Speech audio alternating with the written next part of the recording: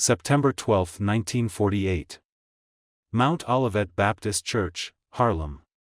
400 people packed into wooden pews. The organ playing softly. His eye is on the sparrow. Reverend Adam Clayton Powell Jr. delivering the eulogy. Then something happened that no one expected. A man stood up from the second row. Walked toward the open casket. The organ stopped. The Reverend stopped. 400 people held their breath. The man reached the casket. Looked down at the body inside. A nurse. 30 years old. Sadie Mae Washington. The funeral director said she died of a heart attack.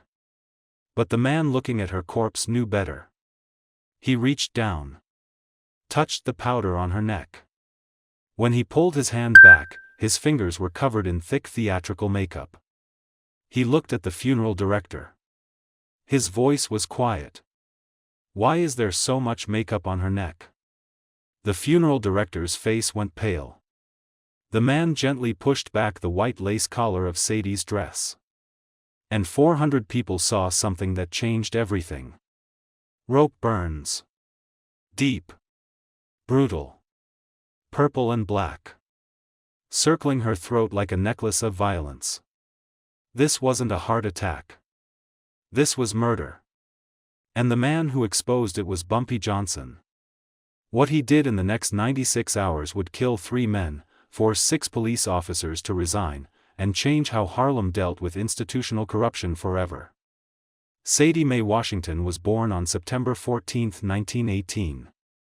Her mother, Dorothy Washington, had cleaned laundry for white families her entire life. Her father, Samuel Washington, had worked at the docks until a shipping accident took his arm in 1920. Sadie grew up understanding sacrifice.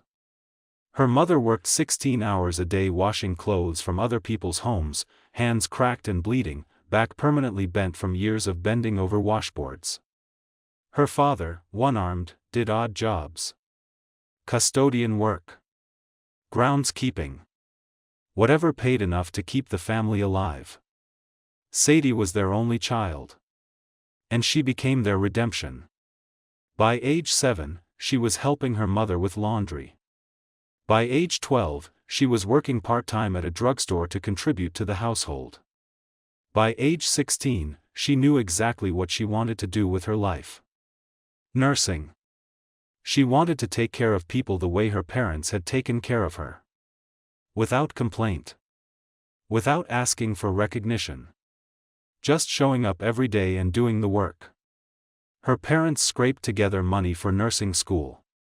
Sadie worked 2 jobs, went to school at night, studied while doing laundry during the day. In 1941, at age 23, Sadie Mae Washington graduated top of her class from Lincoln Hospital School of Nursing. By 1948, at age 30, she had delivered over 300 babies at Harlem Hospital. Never missed a single shift. Not once in 7 years. Worked the overnight shift because it paid slightly more and her mother had arthritis and needed medicine. The hospital staff said Sadie was a saint.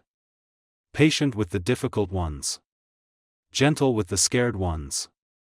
Present with the dying ones. She never married. When people asked why, she would smile and say, "Harlem is my family. These babies are my babies." Every Sunday, she sang soprano in the choir at Abyssinian Baptist Church. Every Friday, she visited elderly people on her block, bringing soup she'd made from her meager salary, checking their blood pressure, sometimes just sitting and talking because they were lonely. Sadie Mae Washington was not famous. She wasn't wealthy. She didn't seek recognition. But in Harlem, she was beloved in the way that only people who genuinely care about others can be beloved. She was the angel who lived in a second-floor apartment on 139th Street and showed up every day to make other people's lives better. Sadie had a younger brother named Marcus Washington. Marcus was her opposite in every way. While Sadie worked, Marcus gambled. While Sadie saved, Marcus spent. While Sadie helped people, Marcus used them. By 1947, at age 28, Marcus had burned every bridge in Harlem. Owed money to numbers runners. Owed money to loan sharks. Owed money to loan sharks who specialized in people who couldn't pay back loans. So Marcus ran. Left Harlem. Told his mother he'd found work at the docks in New Haven, Connecticut. What he actually found was a poker game and a loan shark named Vincent Moroni. January 1948, Marcus borrowed $800 from Moroni. Said he'd pay it back in 2 months. Moroni charged 20% interest per month. Compounded. By March, Marcus owed $1,152. By June, with accumulated interest, it was nearly $2,000. By September, with penalties and fees for non-payment, Marcus owed $2,500. And he had no way to pay. Moroni didn't care about excuses. Moroni wanted his money. And if Marcus wouldn't pay, Moroni would find someone who would. He found Sadie.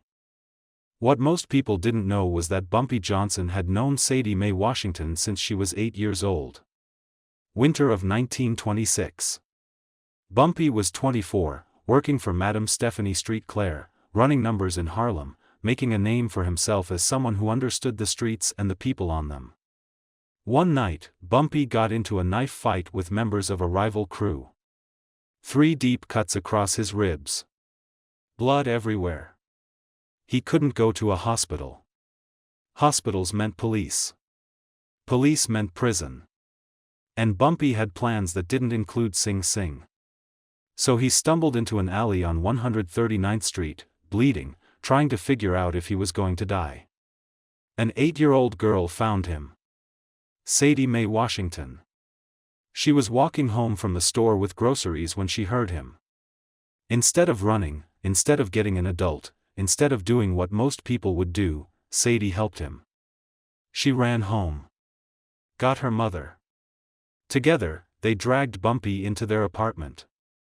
Dorothy washed his wounds with hot water and cloth. Sadie held his hand. They stitched him up with sewing thread and iodine. Gave him a place to sleep. Kept him hidden for 4 days while his wounds healed enough that he could walk. They never asked his name. Never asked what happened. Just took care of him the way they took care of everyone. Bumpy Johnson never forgot. And over the next 22 years, he made sure that Sadie's family never wanted for anything. When Sadie's father's arm didn't heal correctly and he needed surgery, Bumpy paid for it. When Sadie needed money for nursing school, Bumpy gave it. No interest. No strings. Just gave it. When Dorothy got arthritis and needed medicine, Bumpy made sure she had it. To Harlem, Bumpy Johnson was a criminal. To Sadie Mae Washington, he was family. The kind of family that didn't forget. Wednesday, September 8, 1948. Vincent Moroni drove from New Haven to Harlem with 2 of his men. Tommy Raichi, muscle. Frank Calabrese, driver. They'd been looking for Marcus Washington for 3 months. Couldn't find him. So they decided to find someone who could. His sister. Moroni had done this before. Kidnapped family members of debtors. Beat them until the debtor surfaced. Collected the debt. Moved on. Simple arithmetic. Wednesday afternoon, Sadie was walking home from her shift at Harlem Hospital. She'd worked 14 hours.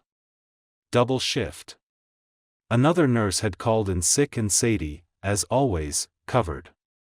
2 blocks from her apartment on 141st Street, a blue Buick pulled up beside her. Connecticut plates. 3 men inside. The car slowed. "Hey. You Sadie Washington?" Sadie stopped. Looked at the car. 3 white men she didn't know. Late at night. Her instincts screamed danger. "Who's asking?" "Your brother Marcus owes me money. $2,000. I'm here to collect." Sadie's stomach dropped. I don't know where Marcus is. I haven't seen him since March. Moroni smiled. Not a friendly smile. Then I guess you'll have to pay his debt. Tommy Raichi moved fast. Opened the back door. Grabbed Sadie before she could run. She screamed once. Loud. High-pitched. The scream cut through the Harlem evening like a blade. Raichi clamped a hand over her mouth. Dragged her toward the car. She fought. Kicked. Scratched his face. Blood on her fingernails. Evidence that didn't matter. Because Raichi threw her into the back seat. Climbed in after her. Calabrese hit the gas. The car sped away. From across the street, third-floor window, Mrs. Ella Brooks was sitting in her armchair. She suffered from insomnia. Most nights she sat by her window from 10 p.m. to 2 a.m., just watching the street, watching her neighborhood. She saw everything. The blue Buick that had been parked there for 3 days. The same 3 white men she'd seen Monday, Tuesday, Wednesday. The car pulling up beside Sadie. The man grabbing her. Sadie's scream cutting through the night. The car speeding away. Mrs. Ella Brooks, 68 years old, jumped up from her armchair, her heart pounding. She wanted to run outside. Call for help. Call the police. But Mrs. Ella Brooks had lived in Harlem since 1903. 45 years. She knew how this worked. Police didn't come for black women. Not quickly. Not seriously. And if they did come, they usually made things worse. She'd seen police beat her neighbor's son in 1934 for talking back. She'd seen them arrest her friend's daughter in 1941 on false charges. She'd seen them look the other way when white men started trouble. And now at 11:32 p.m. on a Wednesday night, calling the police felt useless. What would she say? Some white men took a colored woman. The police would ask questions. Take notes. Maybe. But they wouldn't act. Not for Sadie. Not for someone like her. But Mrs. Brooks wasn't helpless. She grabbed a pencil and an envelope from her kitchen drawer. Sat down at her small table. Wrote carefully. License plate number, Connecticut, full number. Car, blue Buick. Men, 3 white men. Time, 11:32 p.m. September 8, 1948. Location, 141st Street. They took Sadie Washington. She folded the paper. Put it in her Bible for safekeeping. Then she sat by that window until sunrise. Praying Sadie would come home. Sadie didn't come home. They took Sadie to an abandoned warehouse near the East River. A place Moroni used for collections. For persuasion. For making examples. Inside, Moroni tied Sadie to a chair. Where's your brother? I don't know. Please, I haven't seen Marcus since March. Wrong answer. What happened over the next 3 hours was torture. Moroni used rope. Cigarettes. His fists. Trying to make Sadie tell him where Marcus was hiding. Trying to make her call him. Give up an address. Something. But Sadie didn't know. Genuinely didn't know. Marcus had cut her off 6 months ago. Stopped calling. Stopped writing. She couldn't give Moroni what she didn't have. Around 2 a.m., Moroni was frustrated. Angry. He'd driven 6 hours to Harlem. Spent 3 days watching Sadie's apartment. And this woman was giving him nothing. He wrapped the rope around Sadie's neck. Tightened it. Last chance. Where is he? Sadie couldn't speak. Couldn't breathe. Moroni pulled harder. At 2:17 a.m., Sadie Mae Washington stopped breathing. Moroni let go. Stepped back. Looked at Raichi. Looked at Calabrese. Shit. Calabrese started panicking. We just killed a nurse. A colored nurse in Harlem. We need to. Shut up. Moroni thought fast. We make it look natural. Heart attack. She was overworked. Night shift nurse. 30 years old but working herself to death. It happens. How? Asked Rachie. I know a cop. Patrick Donnelly. 28th Precinct. He's been on our payroll for 2 years. We call him. He writes the report. Says heart attack, natural causes. We give him $1,000. He makes this go away. They wrapped Sadie's body in a blanket. Drove back to her apartment at 3:30 a.m. Carried her up 3 flights of stairs. Laid her on the bedroom floor. Made it look like she'd collapsed getting ready for bed. Moroni looked around the apartment. Small. Clean. Photos of Sadie with patients. With babies she delivered. A calendar on the wall with hospital shifts marked in pencil. For 1 second, Moroni felt something. Guilt. Regret. Then he remembered the $2,500 Marcus owed him. He pulled out a pay phone number. Made a call. Thursday morning, September 9, 1948. 7 a.m. The building superintendent, Mr. Lewis, knocked on Sadie's door. She hadn't shown up for work. The hospital had called. That wasn't like her. Sadie was never late. No answer. He used his master key. Opened the door. Found Sadie on the bedroom floor, face down, one arm stretched out like she'd been reaching for something. Dead. Mr. Lewis ran downstairs.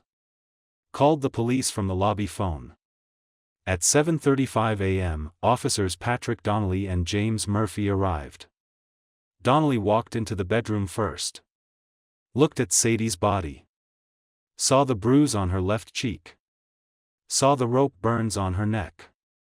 Someone had tried to position her collar to hide them.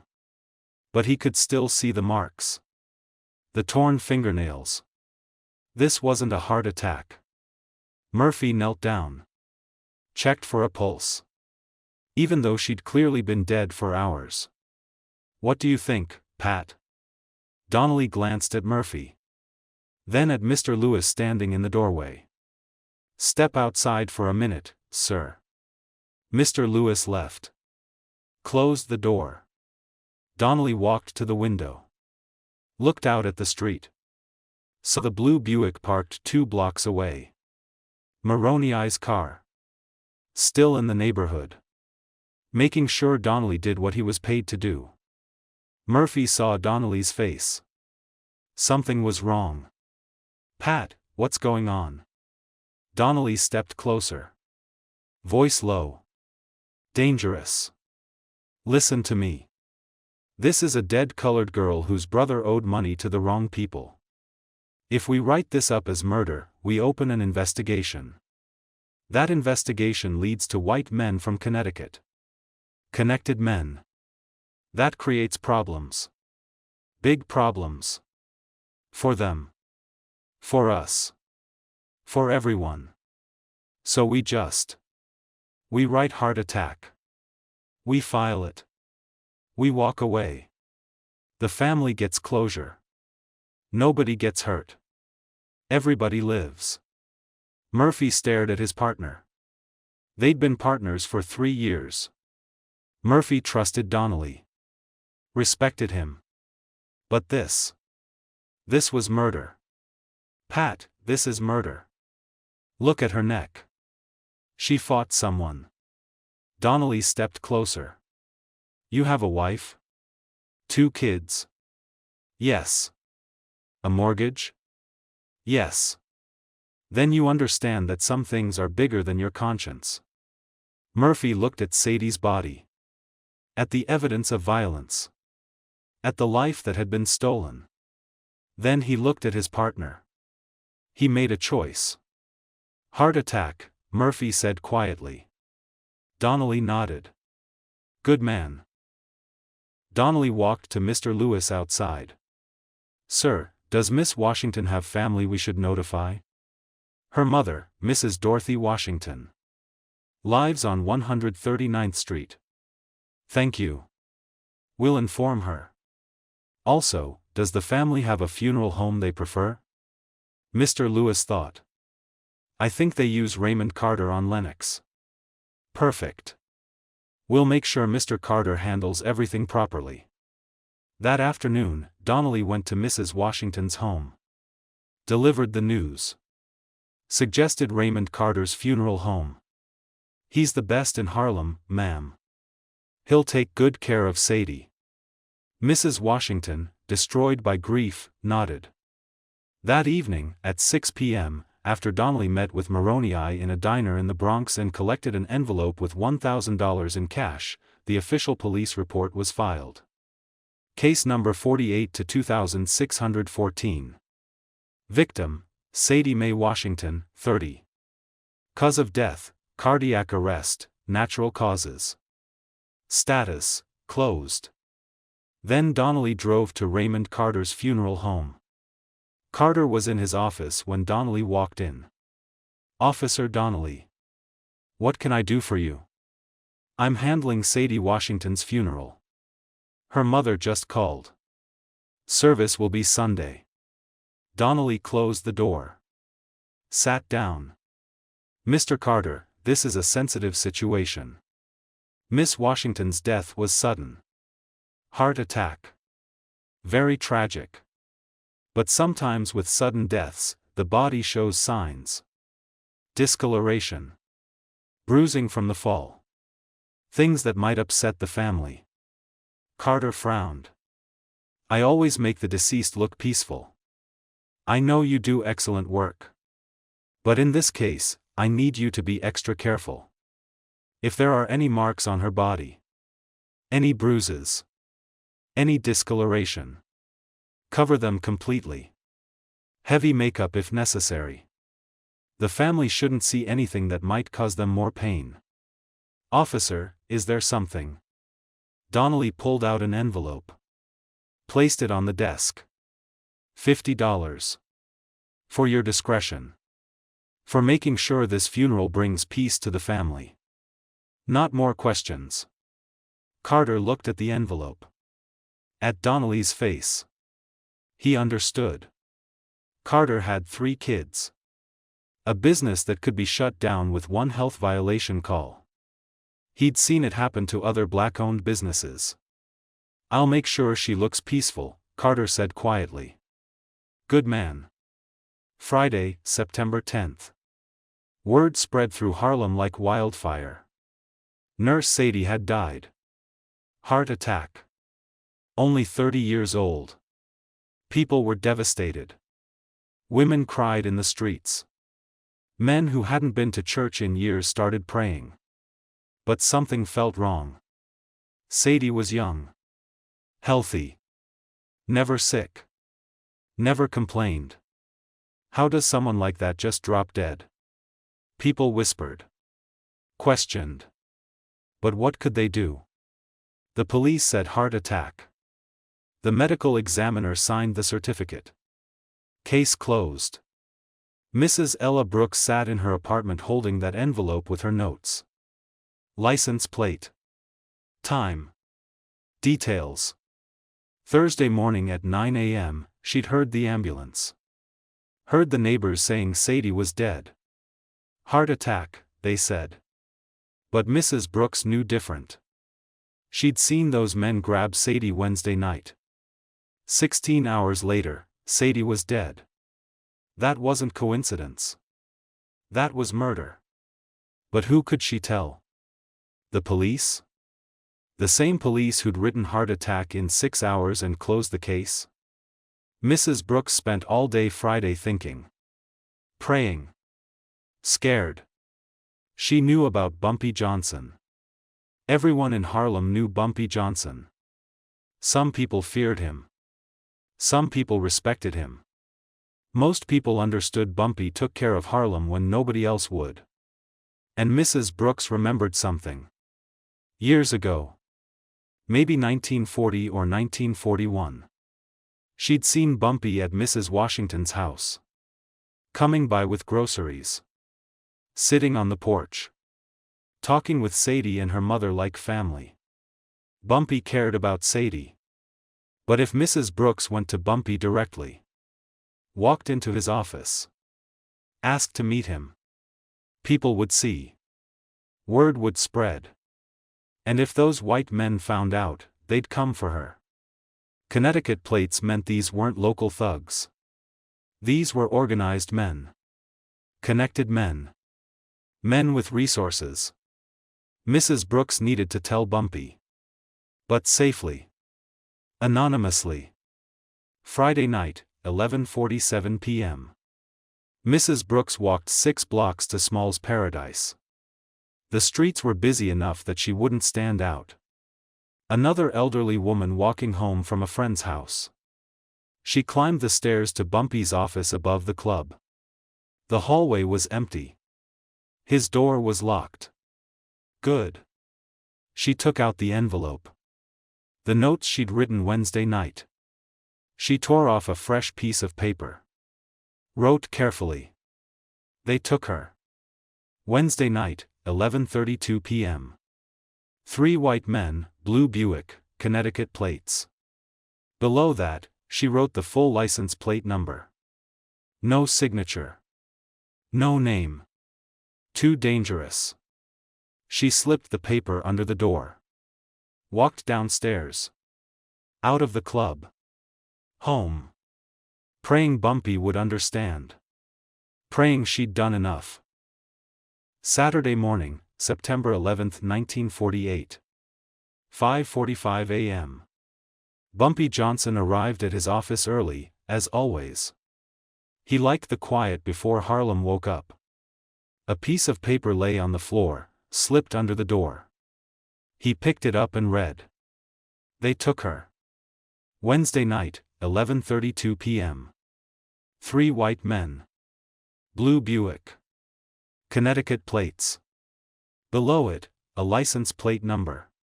Bumpy sat down, staring at the words. They took her. 2 days earlier, Illinois had told him Sadie Washington was dead. Heart attack. 30 years old. Bumpy had known immediately something was wrong. Sadie was healthy. Strong. Never sick.